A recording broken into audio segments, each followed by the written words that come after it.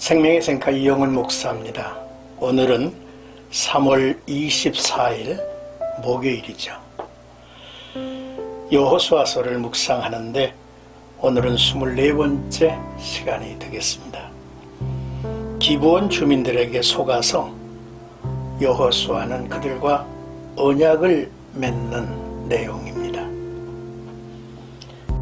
이스라엘의 정복 전쟁은 가나안 족속의 심판인 동시에 이스라엘에게는 구원이고 하나님의 약속의 성취이기도 합니다.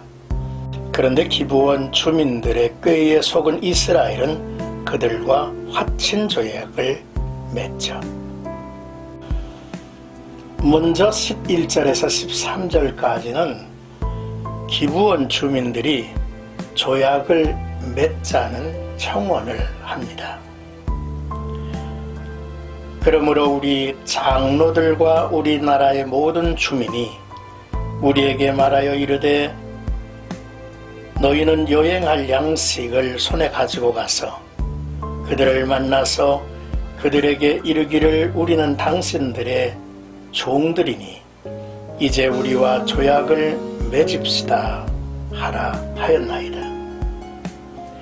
우리의 이 떡은 우리가 당신들에게로 오려고 떠나던 날에 우리들의 집에서 아직도 뜨거운 것을 양식으로 가지고 왔으나 보소서 이제 말랐고 곰팡이가 났으며 또 우리가 포도주를 담은 이 가죽 부대도 새 것이었으나 찢겨지게 되었으며 우리의 이 옷과 신도 여행이 매우 길었으므로 낡아졌나이다 한지라 했습니다. 기브온 주민들은 자신들이 먼 곳에서 온 것처럼 철저하게 꾸몄죠. 가나안 족속 진멸 명령을 수행하려는 이스라엘에게 자신들은 진멸의 대상이 아니라 화친의 대상임을 강조한 것입니다.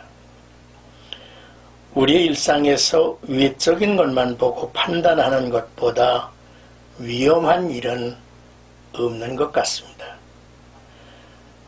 외적인 것은 언제든지 변할 수 있지 않습니까?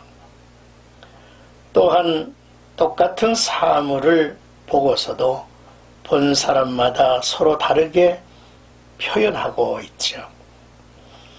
그러므로 외적인 모습 뒤에 가려진 실상을 볼 수 있어야만 하죠. 그래서 성도들에게 지혜와 총명과 분별력이 필요한 것입니다. 빌립보서 1장 9절에 보면 내가 기도하노라 너의 사랑을 지식과 모든 총명으로 점점 더 풍성하게 하사 라고 기록하고 있습니다. 10절에서는 너희로 지극히 선한 것을 분별하며 또 진실하여 허물 없이 그리스도의 날까지 이르고 했습니다. 선한 것을 선한 것으로 분별할 수 있는 그런 분별력이 성도들에게 있기를 소원한 거죠. 이제 14절에서 15절까지는 여호와께 묻지 아니하고 여호수아는 그들과 화친을 하죠.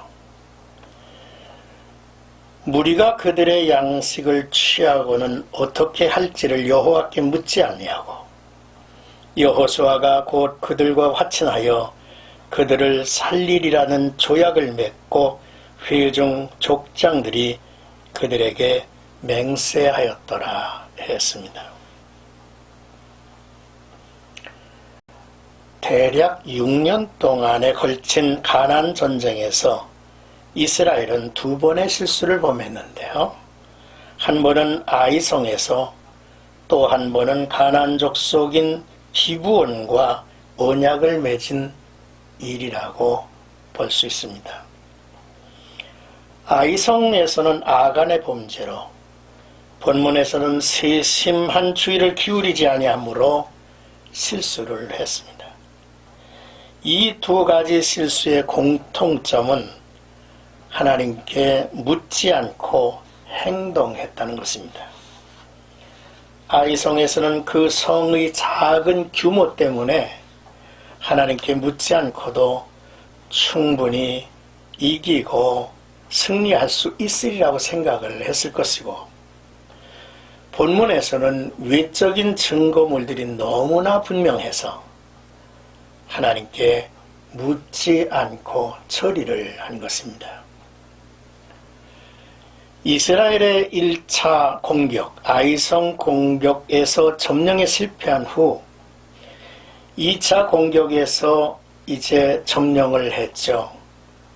그리고 난 다음에 에발산과 그리심산 앞에서 종교의식을 행했습니다.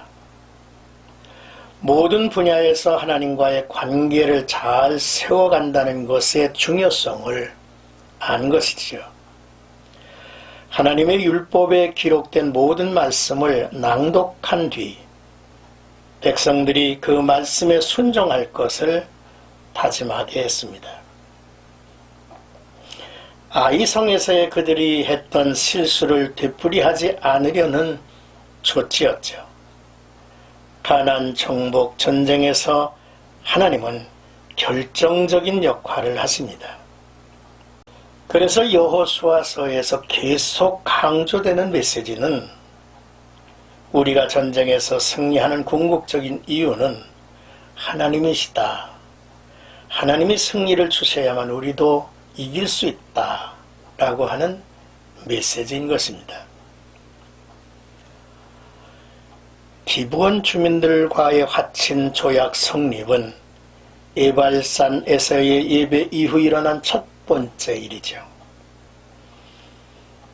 그들은 하나님께 묻지 않고 기브온 주민들과 화친을 맺은 것은 그들의 증거가, 그들의 꾀가 여호수아나 이스라엘에게 통했다는 것입니다.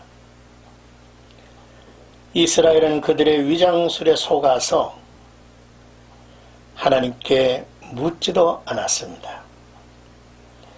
그들을 먼 곳에서 온 사람들로 판단하여 조약을 맺은 것이지요. 기브온 주민들은 자신들의 계획대로 살 길을 얻었습니다.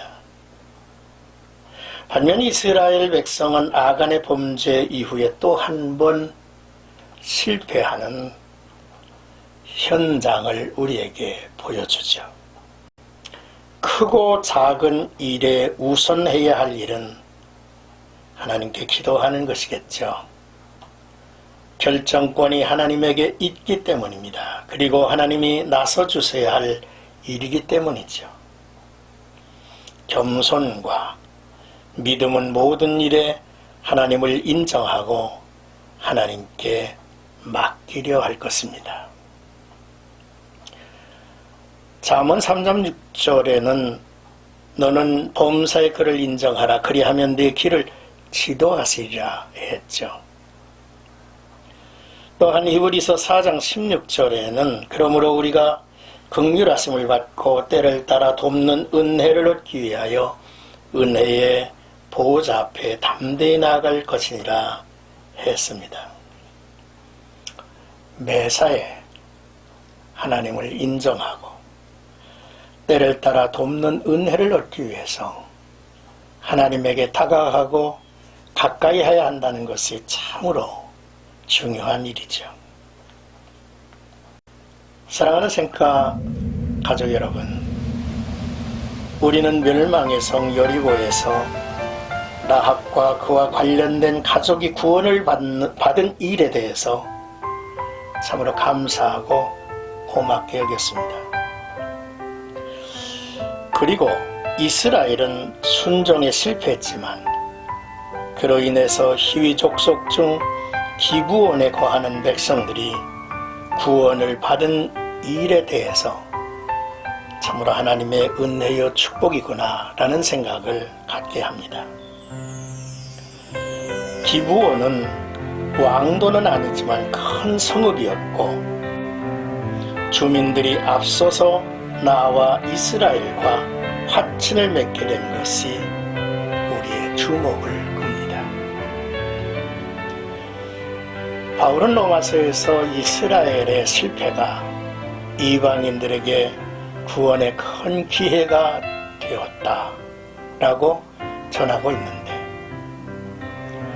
내용상으로는 일치하지 않지만 오늘 이 기부한 사람들에게 하나님의 구원의 은혜가 주어졌다는 사실에 대해서 참으로 고마운 생각을 갖게 하죠.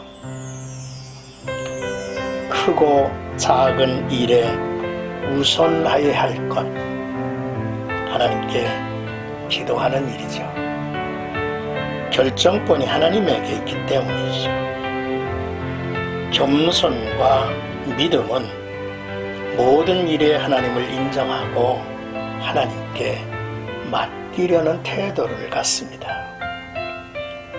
뿐만 아니라 비록 우리가 좌절과 절망 속에 나락에 떨어진 존재라 할지라도 분별력을 찾아서 하나님 앞에 나아가 은혜 받고 구원받는 역사가 있기를 주님의 이름으로 축복합니다.